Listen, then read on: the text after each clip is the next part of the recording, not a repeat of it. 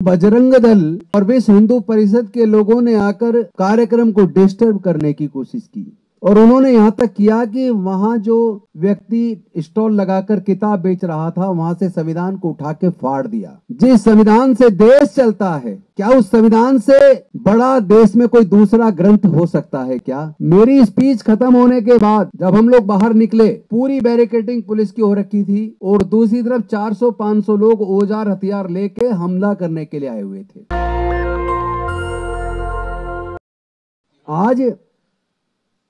आज के दिन मैं भावुक इसलिए भी हूं, इससे पहले कि मैं अपने संविधान के ऊपर अपनी चर्चा शुरू करूं, इससे पहले मैं आपको परसों यानी 23 नवंबर और 2025 को जबलपुर के अंदर पिछड़े वर्ग के कुशवाहा समाज के एक संगठन ने और सम्राट अशोक क्रांति सेना ने मिलकर सम्राट अशोक धम्म विजय दिवस का एक कार्यक्रम जबलपुर में आयोजित किया। अपने महापुरुषों की विरासत को सेलिब्रेट करना, ये तो पूरे भारत के लिए गौरव की बात थी,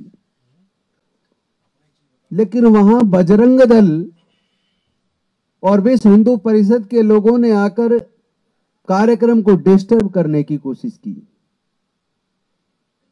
और उन्होंने यहां तक किया कि वहां जो व्यक्ति स्टॉल लगाकर किताब बेच रहा था वहां से संविधान को उठा के फाड़ दिया।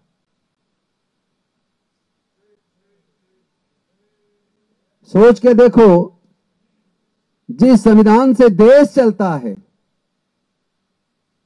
क्या उस संविधान से बड़ा देश में कोई दूसरा ग्रंथ हो सकता है क्या? अगर यही प्रतिक्रिया किसी दूसरे के धर्म के पुस्तक के साथ की हुई होती तो शायद वहां दंगे हो गए होते। हो सकता है किसी की धार्मिक पुस्तक के साथ अपमान वाला कार्य करने वाले की हत्या भी हो जाती, या जो उनके साथी थे उनको गिरफ्तार करके राष्ट्रद्रोह का मुकदमा बनाकर उन लोगों को आज जेल में डाल दिया गया होता। लेकिन ऐसा नहीं हुआ। कुछ देर बाद वहां पुलिस आई और वो बजरंग दल विश्व हिंदू परिषद के लोगों की तरफ से कार्यक्रम करने वालों को परेशान करने के लिए आई। क्योंकि जिन लोगों ने विघ्न डाला और संविधान को फाड़ा, उन लोगों को आयोजक लोगों ने इमोशनल होके उनको पकड़ लिया और उनके साथ धक्का मुक्की की, मार पिटाई हुई। इस बीच बहुत सारे लोग हॉल से बाहर गए। उन्होंने पुलिस को कहा कि क्या संविधान का अपमान करना, संविधान को फाड़ना, ये राष्ट्रद्रोह नहीं है? जो आप राष्ट्रद्रोह करने वालों की तरफ से आके कार्यक्रम करने वालों को परेशान कर रहे हो। माहौल को गर्म होता देख वहां से पुलिस गई, मामला रफा दफा हुआ। कुछ देर बाद एसपी भी आए, कुछ गुंडे औजार हथियार लेकर आए, पुलिस ने उसको रफा दफा किया और इस बीच मेरी स्पीच चल रही थी। लेकिन अब मैं जो असली बात बताना चाहता हूं, जिस पे आपका ध्यान चाहता हूं, मेरी स्पीच खत्म होने के बाद जब हम लोग बाहर निकले, पूरी बैरिकेडिंग पुलिस की हो रखी थी और दूसरी तरफ 400-500 लोग औजार हथियार लेके हमला करने के लिए आए हुए थे। बहरहाल पुलिस तब तक इतनी हो चुकी थी कि हम वहां से सेफली निकले और मैंने आयोजकों से पूछा कि ये जो लोग हाथों में औजार हथियार लेकर आए हैं, इनका नेतृत्व कौन लोग कर रहे हैं? तो उन्होंने कहा कि कुछ स्वर्ण जाति के लोग हैं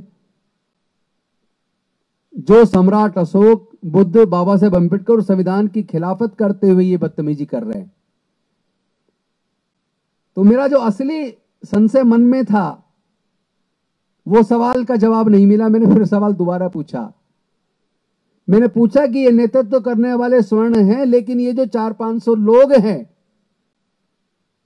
जो हाथों के अंदर लाठी, डंडे, त्रिशूल, बल्लम लेके आए हैं, ये लोग अचानक नहीं आए होंगे, कहीं बस्ती से लाए गए होंगे आसपास से। ये कौन लोग हैं? तो उन्होंने बताया कोरी जाति के लोग हैं। कोरी जाति कौन है? कहीं पे कोरी कहते हैं तो कहीं पे कोली कहते हैं, और ये जाति शेड्यूल्ड कास्ट के अंदर आती है। पूरे भारत में ये जाति शेड्यूल्ड कास्ट में आती है, और गुजरात में ये जाति पिछड़े वर्ग में आती है।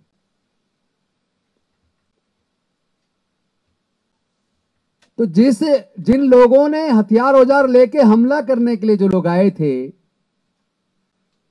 उन लोगों को आज भी यह नहीं पता कि आप इस लायक भी बने हो कि औजार हथियार लेकर चले आओ।